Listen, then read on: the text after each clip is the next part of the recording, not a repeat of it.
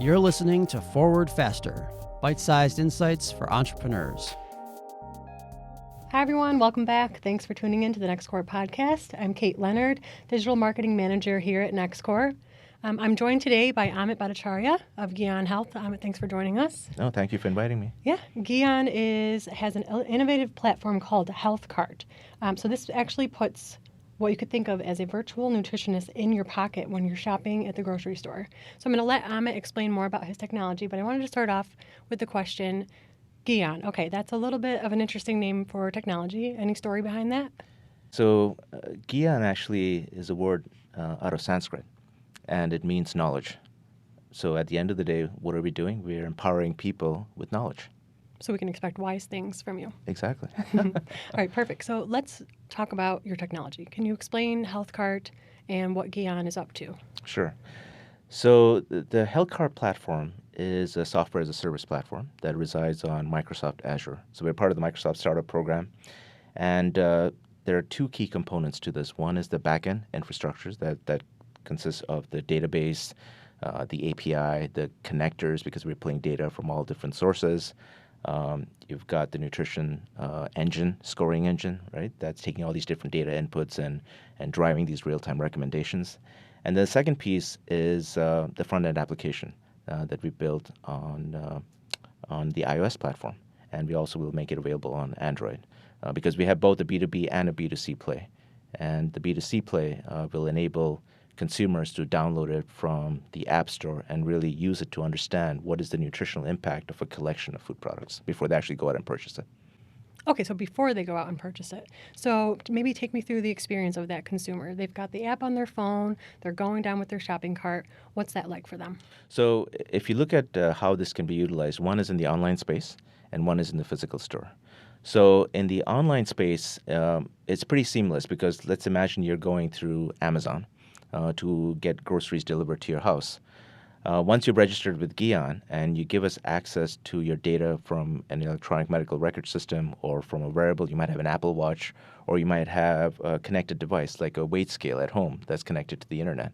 And once you give us access to that data, and by the way, in some cases, individuals might not feel comfortable giving us access to that data, in which case you can just register with Gian, set up your profile. But once you've done that, and if you're going through Amazon, as you're putting your shopping cart together real time, we're assessing the collective impact of all those food products on your body based on your personal situation. So you might be diabetic, you might have a certain level of activity, you might be at a certain weight and so forth. So we're getting that weight from the weight scale. And then we flag, let's say you've got 10 items in your shopping cart, we'll tell you exactly which items are going to impact the nutrient that's critical for you. So if you have hypertension, sodium is critical. It'll tell you, okay, products X, Y, and Z are negatively contributing to a high level of sodium, which causes you to go above the guidelines that have been set by the Institute of Medicine. And we don't stop there. We also give you the ability to determine what are healthier alternatives, and we call that Healthy Swap. So you can tap on this Healthy Swap, it'll scan the category, and it'll tell you what are healthier alternatives to bring that nutrient level closer to the acceptable range. And it's important that we recommend products in that category. So, for instance, if you're trying to get ice cream, we won't recommend broccoli, right? So we'll recommend something in that category to allow you to, again, address that nutrient issue. And then there's also a HealthCart score. So it's a holistic view. It's one number that gives you a holistic view into how balanced your shopping cart is. So it goes from a 0 to 100. The higher the number, the more balanced the shopping cart. The lower the number, the less balanced it is. So as soon as you're shopping, you can get an instant view into how balanced my shopping cart is. And then you can track that back to, okay, what are the products that are contributing negatively? What are my healthier alternatives? And you can also see visually how this HealthCart score tracks against key metrics that might be important for you. So you want to see, okay, what is the impact of healthy shopping? Is my weight going down? Is my blood pressure stabilizing? Are my glucose levels going down? So you can visually see the impact of healthy shopping. And you can also share this information with health systems and caregivers so that they can reach out and be more proactive if they see that somebody's going down the wrong path. Because this is a huge gap that exists in the health system is the food component. So for instance, let's say that you have a kidney stone disease and the physician has a discussion with you after you've had it removed through a procedure.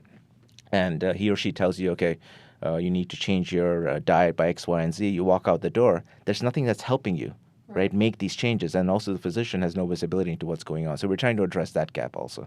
And The interesting thing is that grocery retail is going through a huge transformation right now.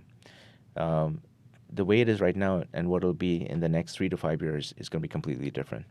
So what I mean by that is, if you look at Amazon, for instance, and their Amazon Go stores that are popping up in different cities, they actually have cameras throughout the store that are monitoring what you're picking up. There's no checkout line. You can just pick up the product, walk out the door, and you get a bill on your phone. In that sort of scenario, Gian would fit in very nicely, because if you pick up a product that's going to have a negative impact to a nutrient that's critical for you, your phone will buzz you. That'll prompt you to take a look at it and see what are healthier alternatives. There are also smart carts getting introduced into grocery retail. So what I mean by that, these are carts that have sensors built into it with a tablet display at the front, so that as you put an item into the cart, the tablet display gets updated as far as your shopping list. And similar to Amazon, there's no need for a checkout line. You can then just walk out the store. Again, Gian would fit in very nicely, as far as the smart cards go, because the tablet display would alert you in terms of any negative impact. You can also take a look at what are healthier alternatives, and then go on with your shopping. If you look at the current state, we are actually building in a scan feature which will allow you to scan in the barcode to understand, if that particular product is going to have a negative impact when you look at everything else in your shopping cart. So hopefully that helps you understand how Gian can be leveraged in the physical space. Absolutely. And another question in terms of how Gian is going to help change consumer behavior. You've already addressed, closing the gap in terms of people understanding what food is good for them, bad for them, but then actually not, whether or not they buy it is a different issue. But Yeah. what happens with the implications of takeout, people ordering from restaurants, people buying this healthy food but then not actually eating it? Does Gian have anything in mind, maybe for the future, of how to address that gap? Right. No, that's a great question, because what we're addressing is really what you bring into the house, but what you actually consume is a different story, right? So as far as the consumption goes, there are solutions out there that are quite popular, where you can go in and record what you're eating, right? So we've actually had discussions with one of those companies, which is very well known, and there's interest in working together where we can essentially now look at a 360 view of not only what you're shopping, but what you're actually consuming. So thereby we can then give you much smarter recommendations based on what you're actually putting into your body. That's amazing. So people will take pictures of their food for more than Instagram? Well, that could be one picture of the food. I mean, you could have machine learning that takes a look at that picture and identifies what's on that plate. But in terms of where we are right now, that particular app that I was mentioning, people actually record what they're eating, see. Gotcha. right? So now that we have consumption information, we can make much smarter assessment in terms of your shopping cart. Wonderful. So we've talked about the food you shop for, the food you actually consume. What other factors is Gian looking at? There are two key factors that play a role in this. One is medications, because there is a well-known interaction between medication and food. Right. And then the other piece is genetics and genomics. And that's very exciting in terms of the role that plays in terms of, again, driving these recommendations along with all the different data that we're capturing. Okay, so you mentioned a little bit about wearables, connecting with your caregivers and being very individualized. But can you share more about where this data comes from that creates this kind of more customizable guidance that someone Sure. receives? So as I mentioned, one of the components of the platform are the connectors that we built. So we build connections to different EMR systems, and we continue to scale that out. So when I say EMR systems, it's electronic medical record systems, right? It's like Epic, Athena Health, Allscripts, and so forth. So we're connecting to those systems. We're also connecting to wearables like Apple Watch, Fitbit, Google Fit, and also to FDA-approved connected devices like weight scale or glucometer or something. So we're getting data from all these different sources to be able to understand what is your clinical condition, what is your lifestyle, and because those are key data inputs that will allow us to understand, basically flag for you which food products are going to negatively, again, impact nutrients, whether it's macro or micronutrients, and recommend healthier alternatives. Nice. So tell me a little bit about your team. You obviously have a great idea. You're moving forward with this technology. You have a wonderful application. What inspired this? What kind of sparked you, maybe in the beginning, and then what kind of keeps you going today? Sure. So Jean-Michel, my partner, and I, we both entrepreneurial in nature. And, we wanted to do something that really benefited society.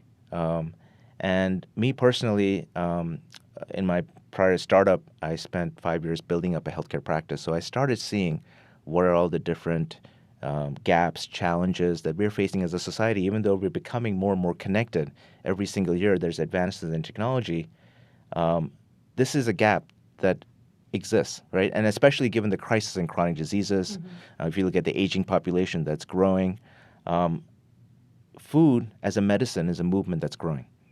And, people are realizing the role that food plays in health. But having said that, people are still confused about what should I eat?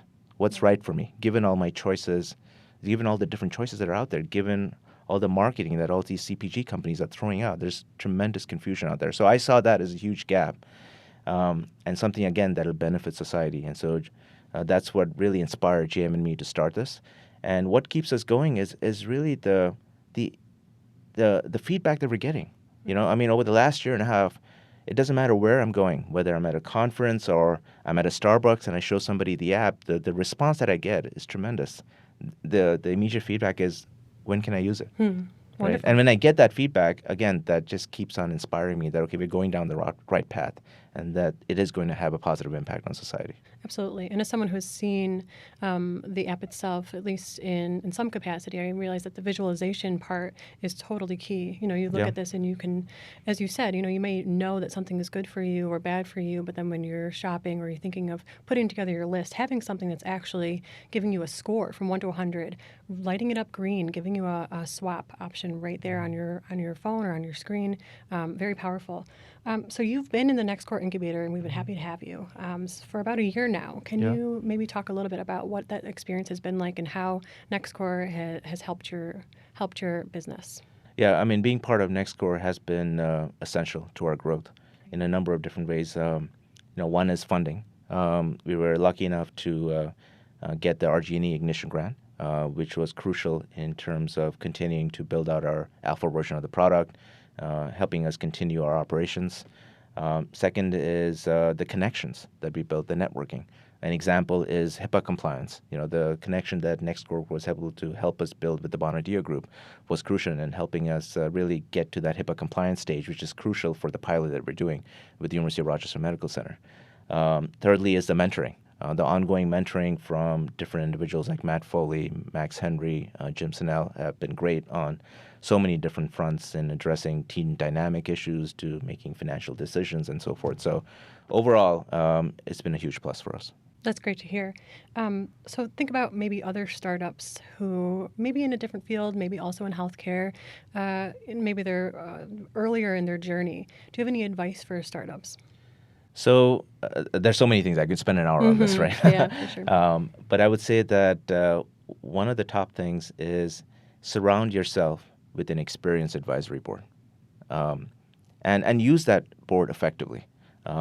And we did that from the very beginning. We have a team of about 10 people in the advisory board, which is made up of chief executive officers, chief medical officers, and really we've tried to get representation from all different aspects, because our platform not only impacts grocery retail, but it also impacts the payer side. It impacts health systems. So it really kind of permeates into all different facets of society. So we've tried to bring representation from all different areas into this advisory board. We meet quarterly, and they give us great feedback in terms of the direction that we're going. And also, they're always available when I have a question and I pick up the phone. They're there to help me out. So that has been invaluable. So that's one recommendation. The second thing is that as you go through your journey, you're going to get input from so many different people, right? Where it's very easy to doubt yourself and ask yourself, question yourself that, okay, am I going down the right path? Be careful with that. Be true to why you started this company, right? And what your vision is. Have confidence in yourself.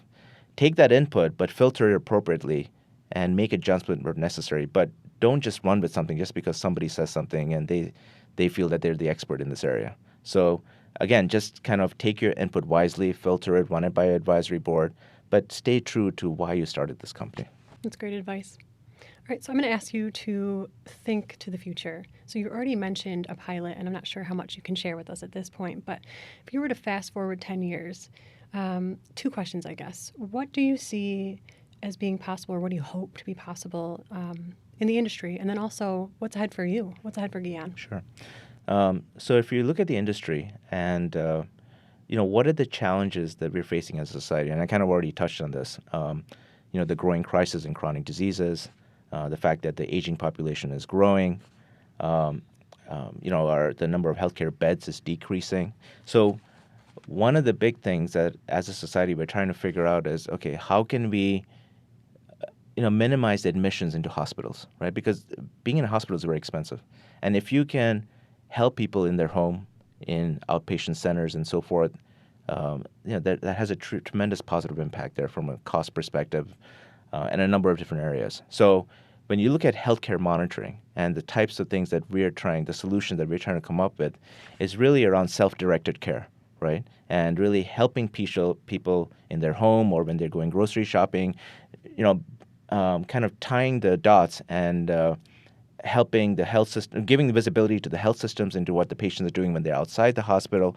All these things are going to be critical to really help patients within their home and towards the self-directed care and minimizing the readmissions into hospitals and so forth. So I see this growing even more and more. And you're already seeing signs of that with Apple Watch, for instance, and the number of sensor-based applications that are coming out, right? There's a company that one of our advisors works with where they've come up with a smart toilet seat for heart rate monitoring, right? So you're going to see more and more of these sort of technology solutions being introduced into the market. And you'll also see, for instance, the merging of artificial intelligence into this. And, how can you have these sort of AI care providers out there that are monitoring everything and really giving them real-time advice within their home itself and perhaps reaching out to physicians if they see that somebody's going down the wrong path, right? So now as far as Gian goes, our immediate goal is to really start this pilot that we've been planning for a while with a medical center in Rochester and a nationally known grocery chain. And we've identified 3 population segments that are very motivated and very, very excited to start that pilot. And we're hoping to start that in Q4 of this year. And in parallel, we have other initiatives going on. So, for instance, I mentioned the B2C, the direct-to-consumer model. So our goal is to go live with the direct-to-consumer solution towards the end of Q1. So we're also working on that. And we also have a number of discussions going on the B2B front with different grocery retail chain and system integrators and others, because we actually just went to a conference about a week ago in Vegas, and the interest there was tremendous from so many different organizations. Wonderful. So there's discussions going on that front. And then there's obviously the investment side, which is no different from any other startup. So we have a number of discussions going on that front also. So that's the immediate plan for Gian. Lots going on. Yes. Exciting times. Yeah. All right, that's it. All right, thanks, Amit. Thanks for being here. If you want to learn more about Gian and their HealthCart platform, you can visit Gian-Health. That's Gian-Health.com.